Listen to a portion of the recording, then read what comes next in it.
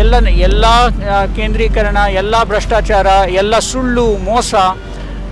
ಈ ಮೋದಿ ಸರ್ಕಾರದವರು, BJP ಸರ್ಕಾರ, ಒಕ್ಕೂಟ ಸರ್ಕಾರ, ಅವ್ರ ನಡತೆನೇ ಈ ರೀತಿ ಇದೆ. ನಮ್ಮ ಪ್ರಜಾಪ್ರಭುತ್ವ ಮರಣ ಹಂತಕ್ಕೆ ಬಂದಿದೆ. ಈಗ ಅದನ್ನು ನಮ್ಮ ಪ್ರಜಾಪ್ರಭುತ್ವನ ಕಾಪಾಡ್ಕೋಬೇಕಾದ್ರೆ ಇದು ನಮಗೆ ಕೊನೆಗಳಿಗೆ ಕನಿಷ್ಠ 79 ಲೋಕಸಭಾ ಸೀಟ್ಗಳು ಕಳ್ಳತನ ಆಗಿದೆ.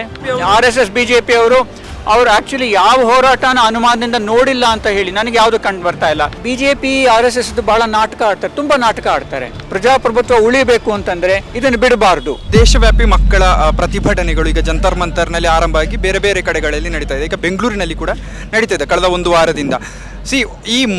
ಇದು ಪರ್ಟಿಕ್ಯುಲರ್ ಆಗಿ ಮಕ್ಕಳ ಪ್ರತಿಭಟನೆ ಅಂತ ನಮಗೆ ಕಂಡು ಬರ್ತಾ ಇದೆ.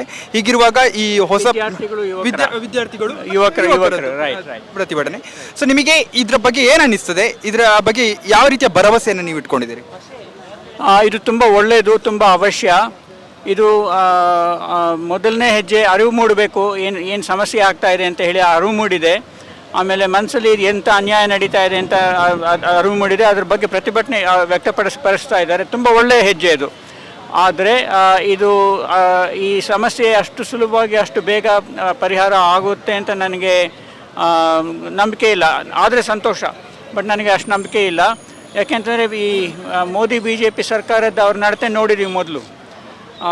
ಅವರು ಅಷ್ಟು ಸುಲಭವಾಗಿ ನ್ಯಾಯಕ್ಕೆ ತರ್ಕಕ್ಕೆ ಬಗ್ಗೋರಲ್ಲ ಅವರು. ಸೊ ಇದು ನಡಿಬೇಕು. ಆಮೇಲೆ ಇದು ಆ್ಯಕ್ಚುಲಿ ಏನು ನಡೀತಾ ಇದೆ, ಇದು ನೀಟ್ ಪರೀಕ್ಷೆ ಪೇಪರ್ ಲೀಕು, ಆಮೇಲೆ ಧರ್ಮೇಂದ್ರ ಪ್ರಧಾನ್ ಅವರ ರಾಜೀನಾಮೆ ಕೊಡಿ ಅಂತ ಅವರು ಒತ್ತಾಯ ಮಾಡ್ತಾಯಿರೋದು, ಅದು ಆ್ಯಕ್ಚುಲಿ ಇರೋ ಸಮಸ್ಯೆ. ಇದು ಒಂದು ಸಣ್ಣ ಭಾಗ. ಅದು ನಿಜವಾಗ್ಲೂ ಇರೋ ಸಮಸ್ಯೆ ಅತ್ಯಂತ ಭೀಕರ ಸಮಸ್ಯೆ, ಅತ್ಯಂತ ಗಂಭೀರ ಸಮಸ್ಯೆ, ಆಳವಾದ ಸಮಸ್ಯೆ. ಇದೇನಪ್ಪ ಅಂದರೆ ನಮ್ಮ ದೇಶದ ಪ್ರಜಾಪ್ರಭುತ್ವದಲ್ಲಿ ಇದು ಒಂದು ಕ್ಯಾನ್ಸರ್ ಥರ ಬೆಳ್ಕೊಂಡಿದೆ. ಇದು ಎಲ್ಲ ಕೇಂದ್ರೀಕರಣ, ಎಲ್ಲ ಭ್ರಷ್ಟಾಚಾರ, ಎಲ್ಲ ಸುಳ್ಳು ಮೋಸ. ಈ ಮೋದಿ ಸರ್ಕಾರದವರು, BJP ಸರ್ಕಾರ, ಒಕ್ಕೂಟ ಸರ್ಕಾರ, ಅವ್ರ ನಡತೆನೇ ಈ ರೀತಿ ಇದೆ. ತುಂಬ ಗಂಭೀರ ಸಮಸ್ಯೆ. ಸೊ ಇದು ಇವಾಗ ಏನು ಹೆಜ್ಜೆ ತಗೊಂಡು ಜನ ಏನು ಹೆಜ್ಜೆ, ಯುವಕರು, ವಿದ್ಯಾರ್ಥಿಗಳು, ಬೇರೆಯವ್ರು ಬೆಂಬಲ ಕೊಡ್ತಾ ಇದ್ದಾರೆ. ಅದಕ್ಕೆ ಏನು ಯುವಕರು, ವಿದ್ಯಾರ್ಥಿಗಳೇನು ಹೆಜ್ಜೆ ತೊಗೊಂಡಿದ್ದಾರೆ, ಸರಿಯಾದ ಹೆಜ್ಜೆ.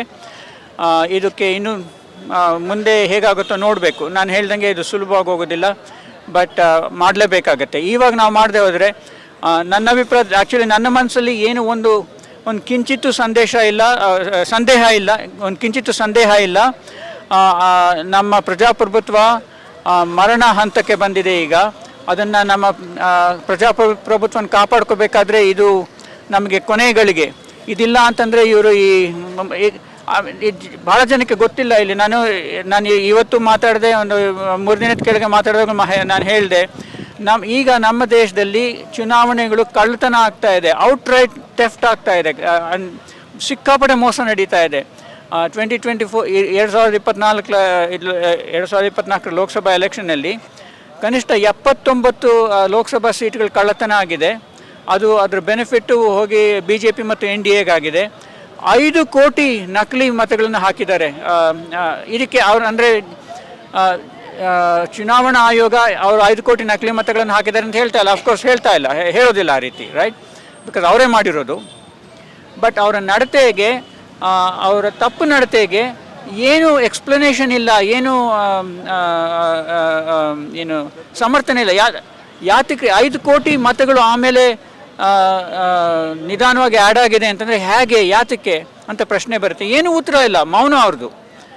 ಸೊ ಇದು ಐ ಥಿಂಕ್ ನಿಮ್ಮ ಪ್ರಶ್ನೆಗೆ ನಾವು ಉತ್ತರ ಕೊಟ್ಟನ.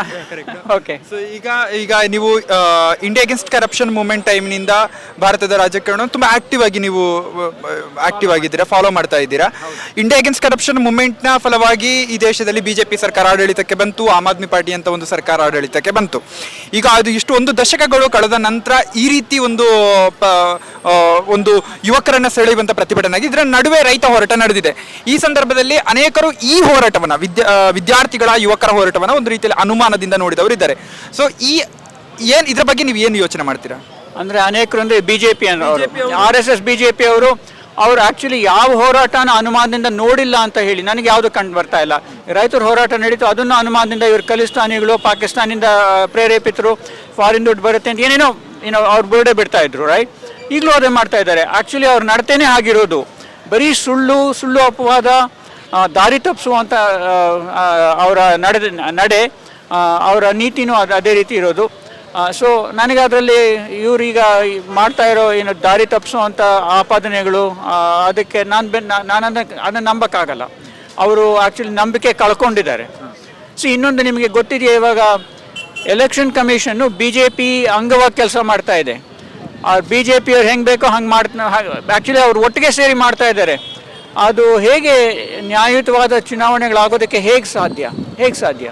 ಸೊ ನಿಮ್ಮ ಪ್ರಶ್ನೆ ಬಂದು ಮೊದಲು ಇದಕ್ಕೂ ಏನು ಅಲ್ಲ, ಮೊದಲು ಈಗ ಒಂದು ಆಪಾದನೆಗಳು ಕೇಳಿ ಬರ್ತಾ ಇದೆ, ಮೊದಲು ಕೇಳಿ ಬಂದಿಲ್ಲ ಅಂತಲ್ಲ, ಆವಾಗಲೂ ಇತ್ತು. ನಾನು ಭಾಳ ಕ್ಲೋಸಾಗಿ ಫಾಲೋ ಅಪ್ ಮಾಡಿದ್ದೀನಿ.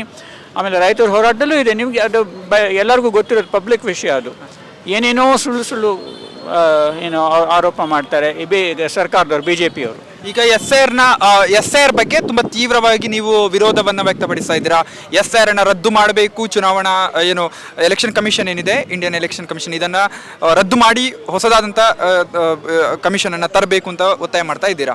ಈ ಸಂದರ್ಭದಲ್ಲಿ ಈ SIR ಅಂತಹ ಒಂದು ಗಂಭೀರ ಸಮಸ್ಯೆಯನ್ನು ಕೂಡ ನೀಟ್ನಲ್ಲಿ ನಡೆದಿರುವ ಹೋರಾಟದ ಸ್ವರೂಪದಲ್ಲಿ ನಮಗೆ ಕಟ್ಟುವುದಕ್ಕೆ ಸಾಧ್ಯ ಆಗಲಿಲ್ಲ, ಯಾಕೆ?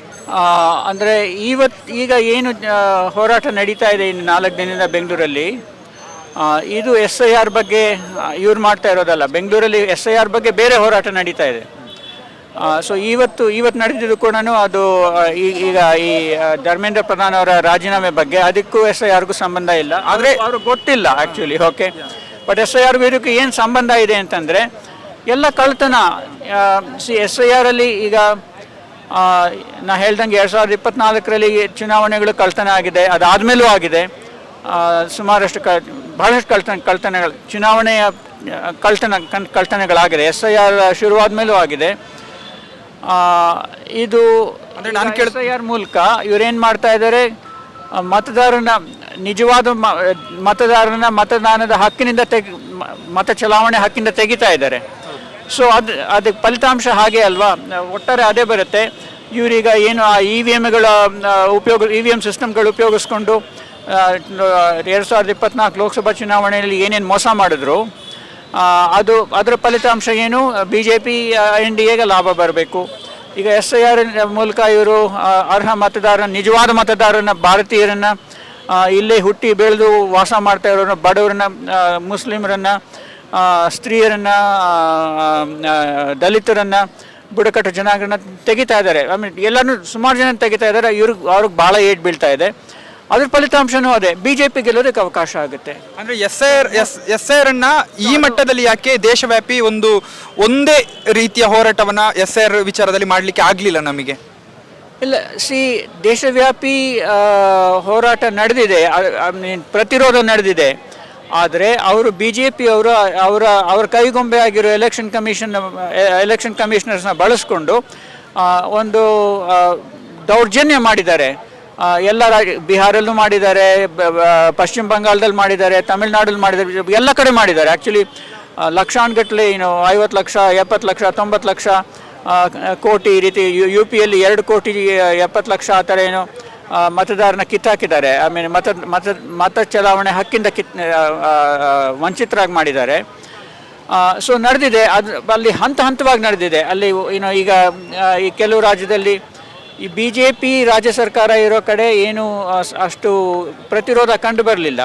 ಯಾಕೆಂದರೆ ಅವರು ಒಕ್ಕೂಟ ಸರ್ಕಾರದಲ್ಲೂ BJP, ರಾಜ್ಯ ಸರ್ಕಾರದಲ್ಲೂ BJP ಅಥವಾ NDA, ಹಾಗಾಗಿ ಅವರು ಅದಕ್ಕೆ ಯಾರು ಅಲ್ಲಿನ ರಾಜ್ಯ ಸರ್ಕಾರಗಳು ಇದ್ರ ಬಗ್ಗೆ ಏನೂ ತಲೆ ಕೆಡಿಸ್ಕೊಂಡಿಲ್ಲ. ಅದು ನಮಗೆ ಅಷ್ಟು ಕೇಳಿ ಬಂದಿಲ್ಲ. ಬಟ್ ಡ್ಯಾಮೇಜ್ ತುಂಬ ಆಗಿದೆ. ಬಡವರಿಗೆ ನಾನು ಹೇಳ್ದಂಗೆ ಭಾಳಷ್ಟು ನಿಜವಾದ ಮನುಷ್ಯರಿಗೆ, ಬಡವರಿಗೆ, ಮುಸ್ಲಿಮರಿಗೆ, ಸ್ತ್ರೀಯರಿಗೆ, ವಲಸಿಗರಿಗೆ, ಹೀಗೆ ಅಲೆಮಾರಿಗಳಿಗೆ ಅಂಥವ್ರಿಗೆಲ್ಲ ಭಾಳ ಏಟಾಗಿದೆ.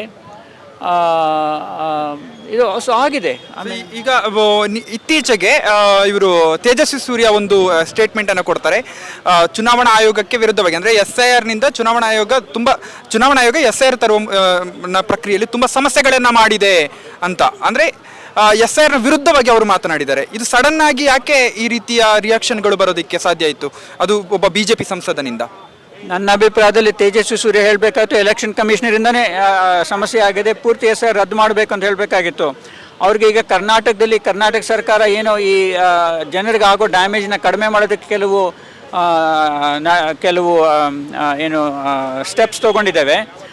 ಅದಕ್ಕೆ ವಿರುದ್ಧವಾಗಿ ಅದಕ್ಕೋಸ್ಕರ ಮಾತಾಡ್ತಾ ಇರ್ಬೋದು. ಅದು ಒಂದು. ಎರಡನೇದು, BJP RSS ಭಾಳ ನಾಟಕ ಆಡ್ತಾರೆ, ತುಂಬ ನಾಟಕ ಆಡ್ತಾರೆ. ಸೊ ಅದು ಈ ನಾಟಕದ ಒಂದು ಭಾಗ ಇರ್ಬೋದು. ಅದು ನಿಜವಾಗ್ಲೂ ಮನಸ್ಸಲ್ಲಿ ಅವ್ರಿಗೆ SIR ಅವ್ರಿಗೆ ಏನು ನಡೀತಾ ಇದೆ ಅದೇ ಇಷ್ಟ ಇರ್ಬೋದು. ಆಮೇಲೆ ನಾಟಕ ಆಡ್ತಾರೆ. ಉದಾಹರಣೆಗೆ ಈಗ ಏನು ನುಸುಳ್ಕೋರರು ಬಂದುಬಿಟ್ಟಿದ್ದಾರೆ, ಇನ್ಫಿಲ್ಟ್ರೇಟರ್ಸ್ ಬಂದುಬಿಟ್ಟಿದ್ದಾರೆ ಅಂತ ಹೇಳಿ ರಾಮನಗರ ಜಿಲ್ಲೆಯಲ್ಲಿ ಏನು ನುಸುಳ್ಕೋರನ್ನ ಇಲ್ಲಿ ಎನ್ರೋಲ್ ಮಾಡ್ತಾ ಇದ್ದಾರೆ ಅಂತೆಲ್ಲ ಆಪಾದನೆಗಳು BJP ಅವರು ಮಾಡಿದರು, JDS ಅವರು ಮಾಡಿದರು. ಅದೆಲ್ಲ ಇದು ಅವರ ನಾಟಕದ ಒಂದು ಭಾಗ, ಅಂದರೆ ಜನರಿಗೆ ದಾರಿ ತಪ್ಪಿಸೋದಕ್ಕೆ. ಸೊ ಅವರ ತೇಜಸ್ವಿ ಸೂರ್ಯ ಅವರು SIRಗೆ ವಿಷಯದಲ್ಲಿ ಎಲ್ಲ ಚುನಾವಣಾ ಆಯೋಗನ ವಿರೋಧ ಮಾಡ್ತಾರೆ ಅಂತಂದರೆ ಅವ್ರು ಹೇಳೋದನ್ನ ಅದಕ್ಕೆ ಎಷ್ಟು ತೂಕ ಕೊಡಬೇಕು ನನಗೆ ಗೊತ್ತಿಲ್ಲ. ಆ್ಯಕ್ಚುಲಿ ನಾನು ಪೇಪರಲ್ಲಿ ಓದಿದ್ದೀನಿ ಅಂಥ ವರದಿಗಳು, ನಾನು ಡೀಟೇಲಾಗಿ ಓದಲಿಲ್ಲ. ಬಿಕಾಸ್ ಅದು ಅವ್ರಿಗೆ ಏನೇ ಹೇಳ್ಕೊಳ್ಳಿ ಡೀಟೇಲಾಗಿ, it does not make any difference. SIR ತುಂಬ ಪ್ರಜಾಪ್ರಭುತ್ವನ ಕೊಲ್ಲೋದಕ್ಕೆ ಒಂದು ಅಂತಿಮ ಮಾರಣಾಂತಿಕ ಪೆಟ್ಟು ಕೊಡ್ತಾ ಇರೋದು. ಬಟ್ ಅದು ಪ್ರಜಾಪ್ರಭುತ್ವದ ಮೇಲೆ ಹಲ್ಲೆ ನಡೀತಾ ಇರೋದು ಈಗಿಂದ ಶುರುವಾಗಿಲ್ಲ, 12 ವರ್ಷ 2014 ನಡೀತಾ ಇದೆ.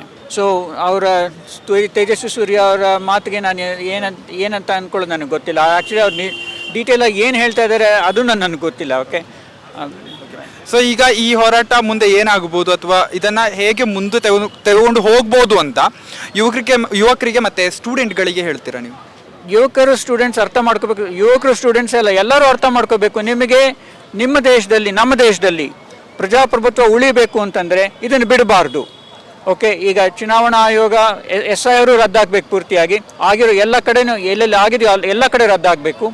ಚುನಾವಣಾ ಆಯೋಗ ಚುನಾವಣಾ ಕಮಿಷನರ್ಸು ಆಯುಕ್ತರು ಅವ್ರನ್ನ ಬಲವಂತವಾಗಿ ಪಕ್ಕಕ್ಕೆ ತಳ್ಳಬೇಕು. ಅವ್ರಿಗೆ ಒಂದು ಏನೋ ಕಾನ್ಶಿಯನ್ಸ್ ಇದ್ದಿದ್ದರೆ ಅವರೇ ರಿಸೈನ್ ಮಾಡಿ ಹೋಗಬೇಕಾಗಿತ್ತು. ಆ್ಯಕ್ಚುಲಿ ಅವ್ರಿಗೆ ಕೊಟ್ಟಿರುವಂಥ ಏನೋ ಆಯ್ಕೆ ಮತ್ತು ನೇಮಕಾತಿ ಅವ್ರು ಒಪ್ಕೊಳ್ಳೇಬಾರ್ದಾಗಿತ್ತು, ಅವರು ನ್ಯಾಯಯುತವಾದ ಮನೋಭಾವ ಇದ್ದವರಾಗಿದ್ದರೆ. ಬಟ್ ಎನಿವೆ ಇವಾಗ ಹೋಗ್ಬೇಕು ಅವರು. ಈಗ ಚುನಾವಣಾ ಆಯುಕ್ತರನ್ನ ಆಯ್ಕೆ ಮಾಡೋ ಒಂದು ಪ್ರಕ್ರಿಯೆ ಏನಿದೆ ಅದೆಷ್ಟು ದೋಷಪೂರಿತವಾಗಿದೆ ಅಂತಂದರೆ, ಮೋದಿಯವರು ಅಂದರೆ ಪ್ರಧಾನಮಂತ್ರಿಯವರು ಚುನಾವಣಾ ಆಯುಕ್ತರನ್ನ ಆಯ್ಕೆ ಮಾಡ್ತಾರೆ. ಆ್ಯಕ್ಚುಲಿ ಈ ಪದ್ಧತಿ ಈಗ ಶುರುವಾಗಿರೋದಲ್ಲ, 1950 ಶುರುವಾಗಿದೆ. ಸೊ ಆ ದೋಷ ಇತ್ತು ಇಷ್ಟು ವರ್ಷ. ಆದರೆ ಈಗ ಈ 12 ವರ್ಷಗಳಲ್ಲಿ ಆ ದೋಷ ಲೋಪನ ದುರುಪಯೋಗ ಆಗಿರೋಷ್ಟು ಮೊದಲು ಯಾವತ್ತೂ ಈ ರೀತಿ ಆಗಿರಲಿಲ್ಲ. ಪ್ರಾಯಶಃ ಯಾರೋ ಅದನ್ನು ದುರ್ಬಳಕೆ ಮಾಡ್ಕೊಂಡಿರ್ಬೋದು ಸ್ವಲ್ಪ ಮಟ್ಟಿಗೆ. ಇವಾಗಂತೂ ಹೋಲ್ಸೇಲ್ ನಮ್ಮ ದೇಶನ ಪೂರ್ತಿ ನಮ್ಮ ದೇಶದ ಪ್ರಜಾಪ್ರಭುತ್ವನ ಕೊಲ್ಲೋದಕ್ಕೆ ಉಪಯೋಗಿಸ್ಕೊತಾ ಇದ್ದಾರೆ ಇವರು. ಓಕೆ. ಸೊ ನಾನು ನಿಮ್ಮ ಪ್ರಶ್ನೆಗೆ ಉತ್ತರ ಕೊಟ್ಟನ? Okay, right. Thank you sir.